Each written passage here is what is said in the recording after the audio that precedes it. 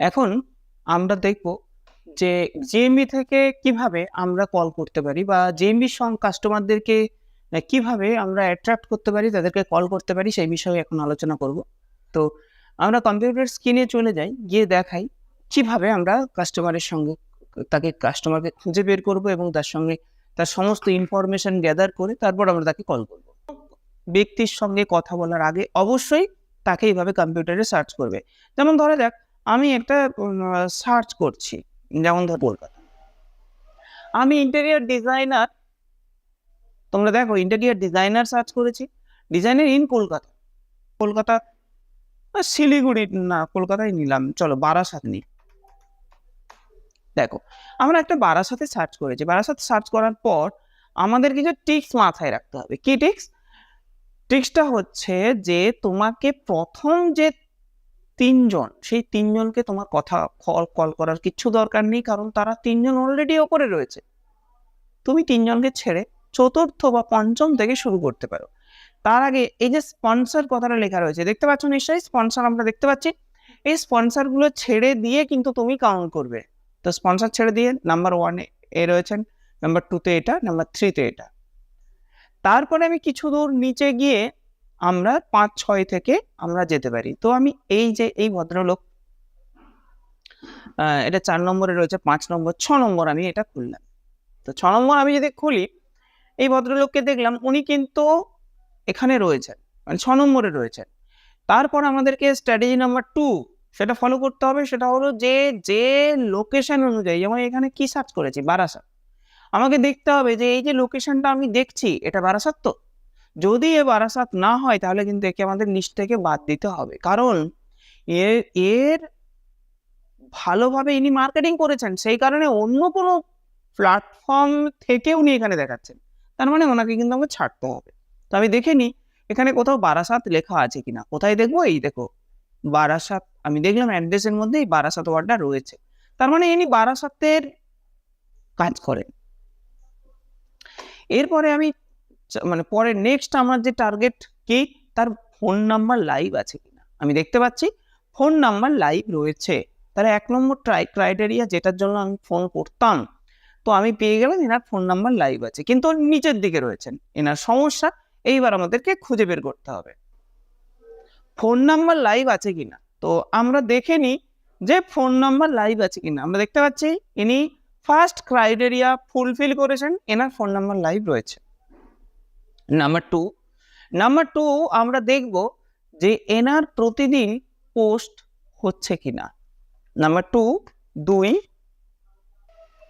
প্রতিদিনের পোস্ট হচ্ছে কিনা। পোস্ট কোথায় কোথায় দেখবো? এক, পোস্ট কি কি হয়? এক হচ্ছে ফটো পোস্ট হয়, আর 2 নম্বর হচ্ছে আপডেট হয়। তো এনার আপডেট কিছু নেই। তো আমি আপডেট বিষয়টা কি তোমাদের একটু দেখিয়ে দিই। যেমন ধরো আমাদের কোম্পানির সঙ্গে কাজ করে এই ভদ্রলোক, আমি এই প্রোফাইলটাই তোমাদের খুলে দেখাই। দেখো এনারা প্রতিদিন ফটো পোস্ট তো করছেনই, আমরা আপডেট দেখতে পাবো। আমরা যদি একটু নিচের দিকে যাই তাহলে দেখবো, এই দেখো পার ডে কিন্তু এই যে পোস্টটা হচ্ছে, এই দেখো দেখতে পাচ্ছ এই যে প্রত্যেকদিন পোস্ট হচ্ছে। এই যে ভিউ ওয়ালে যদি আমি যাই তো আমি দেখবো প্রতিদিন পোস্ট করছে। তো এটা পোস্ট হচ্ছে যেহেতু আমাদের কাছে কাজ করছে, আমি যেটা দেখাচ্ছিলাম। তো এনার প্রতিদিনের পোস্ট আগস্টের 19 তারিখ, মানে 19শে আগস্ট পোস্ট করেছেন, কিছুদিন আগে পোস্ট করেছেন, জুনে পোস্ট করেছেন। ইনি মাঝে মধ্যে পোস্ট করেন, দেখো ইনি কিন্তু পোস্ট করছেন, তার মানে এনার প্রোফাইলে, হ্যাঁ পোস্টটা ঠিকঠাক ভাবে করছেন না কিন্তু পোস্ট করছেন। তো আমরা এই প্রোফাইলটার সঙ্গে যোগাযোগ করতে পারি, বলবো যে আপনি পার ডে পোস্ট করতে পারেন, আপনার পোস্টটা ঠিকঠাক করে করছে না। তো আমি পয়েন্ট দেখলাম, ইনি এটাকেই ধরে চলি, আমরা দেখলাম যে এখানে পোস্ট উনি করছেন কিন্তু পার ডে বেসিসে করছে না। তাহলে আমাদের প্রথম প্রশ্ন হচ্ছে আপনি পোস্ট করছেন কিন্তু প্রতিদিন পোস্ট করছেন না। নাম্বার 3, মানে 3 নম্বর পয়েন্ট আমরা কি দেখব, এই ভদ্রলোক কেন নিচে রয়েছে আমাদেরকে খুঁজে বের করতে হবে। তারপর আমাদেরকে কি করতে হবে, দেখতে হবে ওনার ওয়েবসাইট আছে কিনা।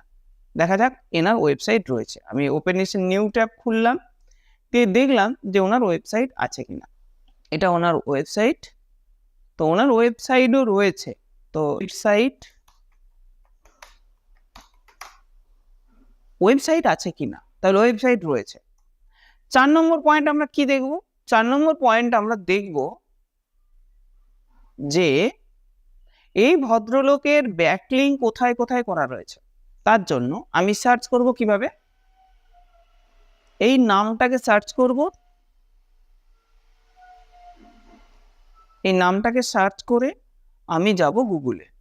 এইভাবে আমাদেরকে করতে হবে, একটা নিউ ট্যাব ওপেন করব, তারপরে এখানে গিয়ে এটা লিখবো, লেখার পরে হাইফেন দিয়ে লিখবো, মানে স্পেস দিয়ে লিখবো বারাসাত।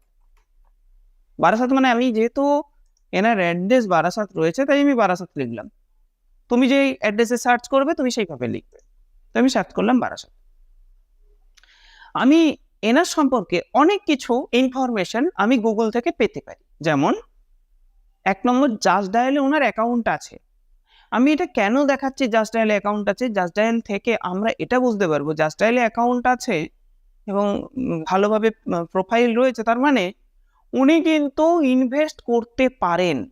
জাস্ট ডায়ালে অ্যাকাউন্ট আছে তার মানে উনি ইনভেস্ট করেছিলেন, টাকা ইনভেস্ট করতে পারেন, ডিজিটাল মার্কেটিং এর প্রতি ওনার ইন্টারেস্টেড রয়েছে। তাহলে ডিজিটাল মার্কেটিং এ ইন্টারেস্ট আছে কিনা এটা দেখতে গিয়ে আমরা এটা দেখব যে ওনার জাস্ট ডায়াল বা ইন্ডিয়া মার্ট এই ধরনের যে কোম্পানিগুলো রয়েছে, যেমন আমি 2-3টে নাম বলে রাখছি, জাস্ট ডায়াল, ইন্ডিয়া মার্ট এবং ট্রেড ইন্ডিয়া, এই সমস্ত কোম্পানিতে ওনার অ্যাকাউন্ট আছে কিনা। যদি অ্যাকাউন্ট থেকে থাকে তাহলে অবশ্যই ভাবতে হবে যে ইনি কিন্তু ডিজিটাল মার্কেটিং করেন। নেক্সট পয়েন্ট, সোশ্যাল মিডিয়া আছে কিনা।